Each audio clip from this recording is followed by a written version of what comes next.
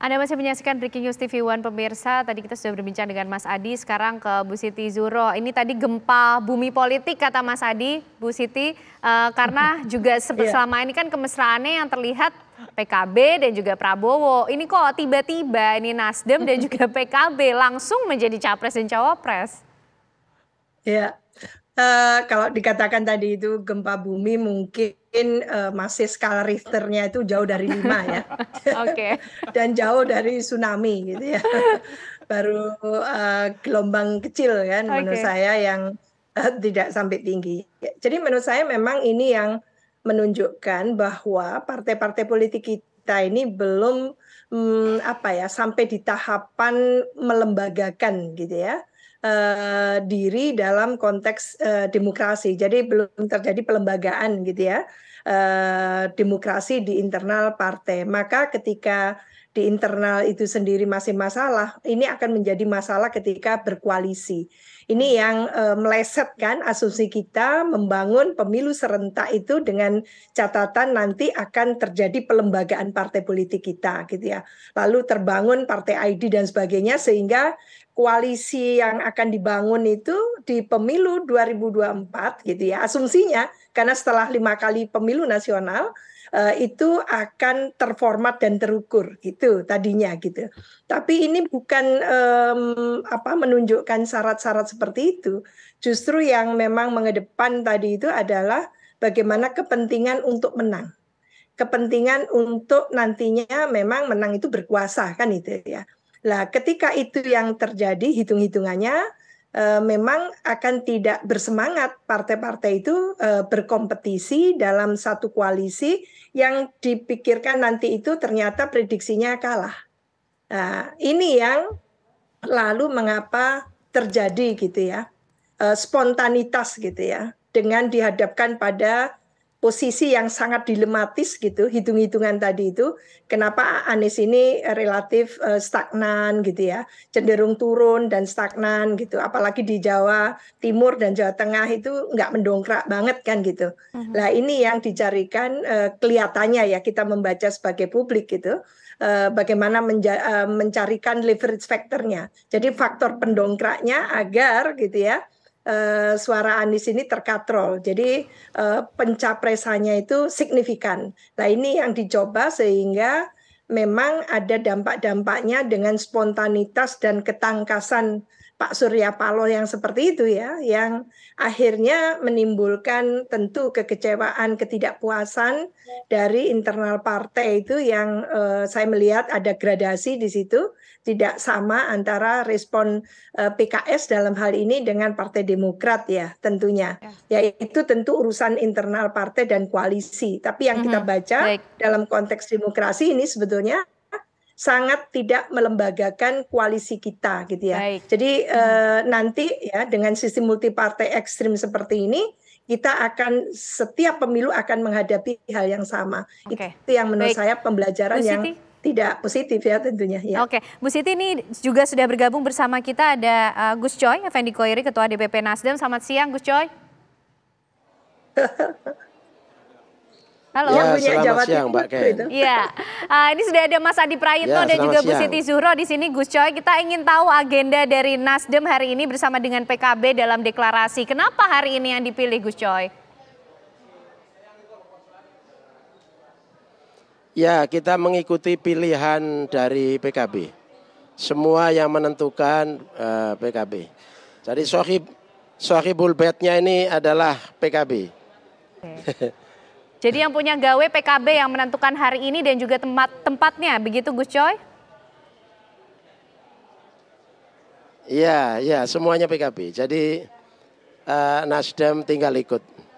Pertimbangannya apa memang yang disampaikan PKB kepada Nasdem? Kan sudah pasangan, artinya kan pasangannya harus tahu.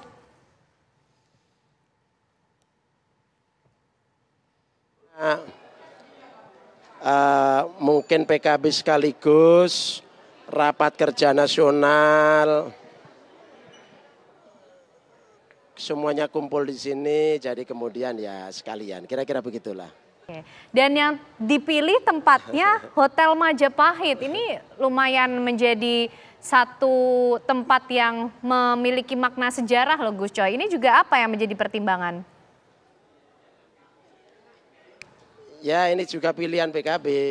Saya kira kita bisa memberi makna bahwa Hotel Majapahit adalah hotel yang bersejarah, hotel perjuangan, bendera Belanda disobek juga di sini, ya. Jadi ini bersejarah. Nah, saya kira PKB gabung bersama Nasdem untuk mendukung Mas Anies dan Caimin menjadi wakil presidennya. Ini ingin memperoleh makna dari semangat perjuangan para pejuang-pejuang bangsa. Tempatkan di Surabaya, juga Surabaya sebagai pusat pergerakan, kota pahlawan, dan resolusi jihad dari Nahdlatul Ulama yang menggerakkan santri-santri Surabaya dan sekitarnya, mulai Jawa Timur, Madura, berjarak ke kanan 100 kilometer, ke kiri, ke sana, ke utara, itu Surabaya pusatnya. Nah oleh karena itu kami Nasdem, PKB dan Koalisi Perubahan ini, PKS tentu saja, ingin memperoleh api semangat para pejuang bangsa ini untuk mewujudkan cita-cita nasional Indonesia. Oke, Gus Coy, tadi PKS hampir saja ketinggalan. Para pendiri bangsa, Oke. saya kira itu. Gus Coy, tadi PKS hampir saja ketinggalan disebut, tapi siang hari ini dipastikan hadir kan, Gus Coy, PKS?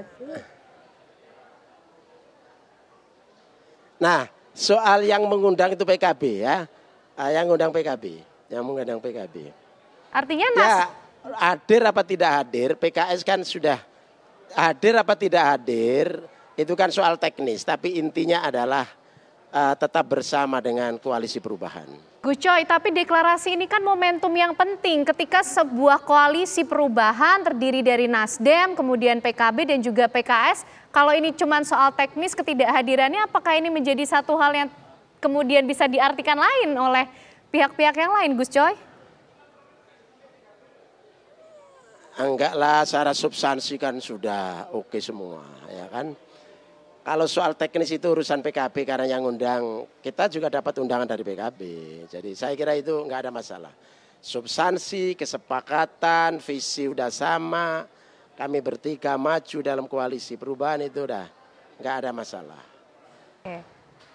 Oke, Gus Coy, artinya soal kehadiran atau ketidakhadiran PKS ini bagaimana penjelasannya kemudian tentang soliditas dari Koalisi Perubahan sendiri?